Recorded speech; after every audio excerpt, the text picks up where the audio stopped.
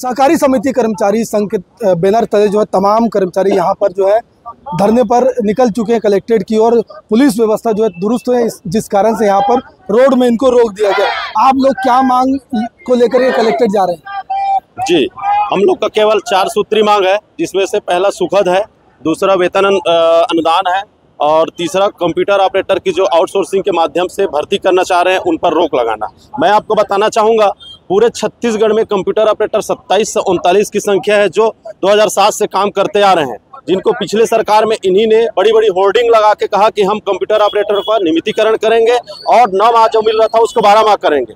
लेकिन शायद सरकार को ऐसी कौन सी आर्थिक विपत्ति आ पड़ी जिसको उन्होंने 12 माह जो वेतन दे रहे थे उसको कम करके 6 माह कर दिया और ऊपर से आउटसोर्सिंग करने का प्रयास भी किया गया। लेकिन आउटसोर्सिंग तो रोक दिया, वेतन जो दे रहे थे 12 माह उसको 6 माह कर दिया और साथ ही साथ धान खरीदी नीति में इतनी सारी बदलाव की गई है जिससे ऑपरेटर के साथ साथ जो खरीदी प्रभारी है वो भी परेशान है और हम लोग भी परेशान है। अभी एक और आदेश निकला है जिसमें जहां धान की रकबा बढ़ी है या धान की सुखत हुई है उसमें ऑपरेटर को दोषी मानकर उनको ट्रांसफर किया जा रहा है या उनको कार्य से पृथक किया जा रहा है।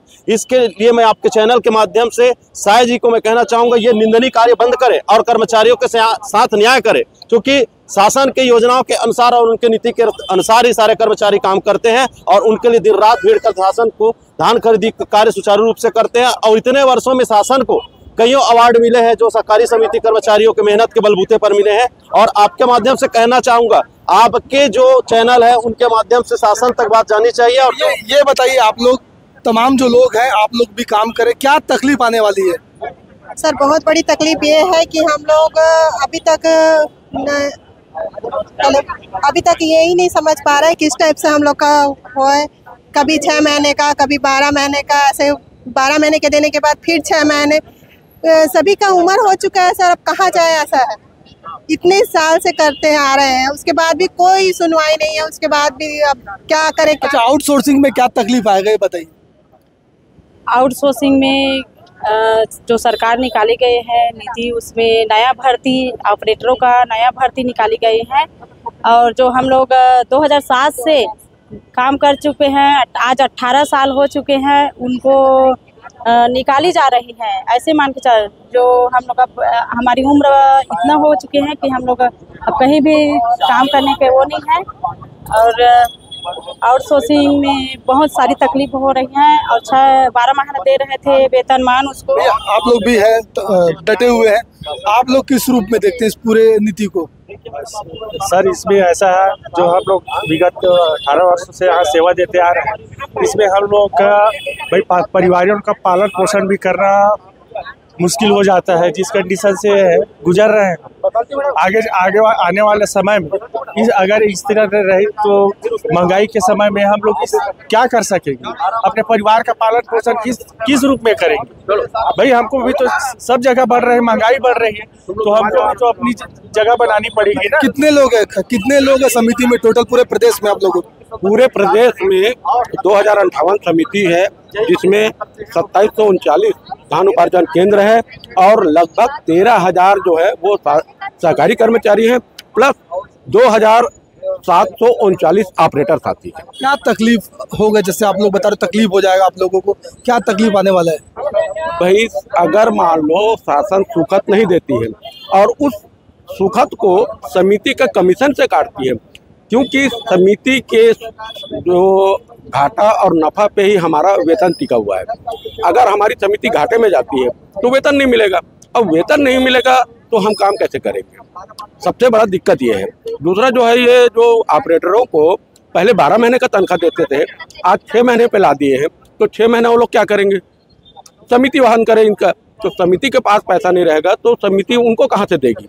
तो ये जो आउटसोर्सिंग है इसको टोटल बंद करे और वो जैसे पहले काम करते थे हमारी समिति में, पहले की तरह आज भी काम करते रहे और जो मार्कफेड है उनको उसी तरह से वेतन देता रहे। तो बिल्कुल तमाम जो लोग हैं यहाँ पर डटे हुए हैं।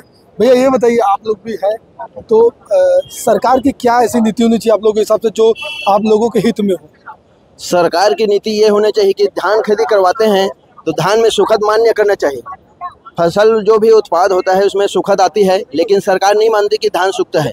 धान में सुखद उसको करना चाहिए प्रति वर्ष, जिससे सोसाइटियों को आर्थिक हानि से बचाया जा सके।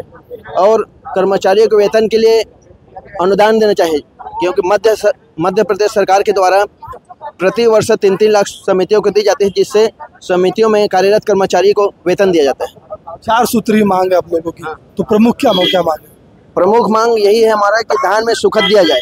अगर धान में सुखद दिया जाए तो समिति में सभी प्रकार की जो हानि होती है उसको बचाया जा सकता है। अब तक की बातचीत आप लोगों की कहाँ बातचीत हुई? अभी हमारी बातचीत अभी तक के तो लेटर से हुआ है, 1-2 बार मंत्री महोदय से मिले थे, बाकी आश्वासन ही मिला है अभी तक के। ऐसा कह रहे थे क्या मंत्री जी, क्या कह रहे थे? हाँ, इसको देखेंगे आगे क्या होता है, इसमें क्या होता है विचार करेंगे, बस ऐसे आश्वासन बस मिला है। तो बड़ी तकलीफ हो जाएगी आउटसोर्सिंग को ले, किस रूप में? युवा भी है आप, आउटसोर्सिंग को किस रूप में देखते हैं? आउटसोर्सिंग से हमारे भाइयों को बहुत ही ज़्यादा परेशानी होगी और इनका रोजगार जो है छिन जाएगा। इनके लिए जीने के लिए कोई सहारा नहीं होगा और उम्र भी हो गया है, जिससे बहुत ही परेशानी होगी।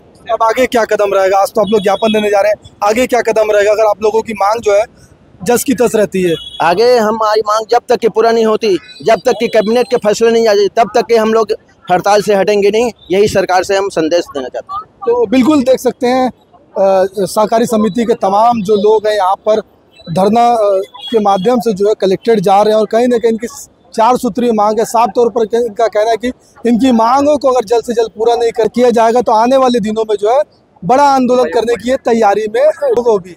जी बिल्कुल प्रभावित होगी। जब वहाँ कोई कर्मचारी नहीं होगा तो धान खरीदी की व्यवस्थाएं कौन करेगा और धान खरीदी को सुचारू रूप से कौन चलाएगा?